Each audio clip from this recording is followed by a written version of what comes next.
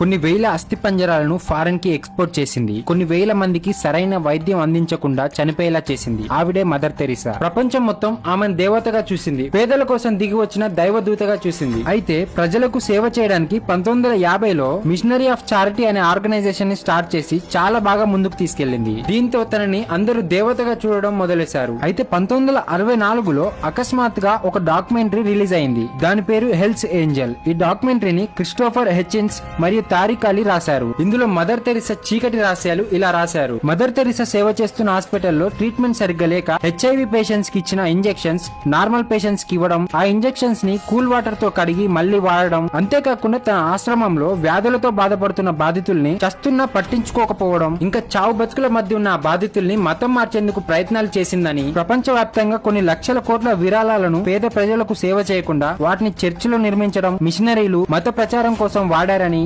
అంతేకాకుండా తను మరణించే టైంకి తన దగ్గర 567 కోట్లు ఉన్నాయని ఆ డాక్యుమెంటరీలో రాశారు. ఇదంతా విన్నాక మదర్ తెరీసా మీద మీ అభిప్రాయం ఏంటో కామెంట్ చేయండి.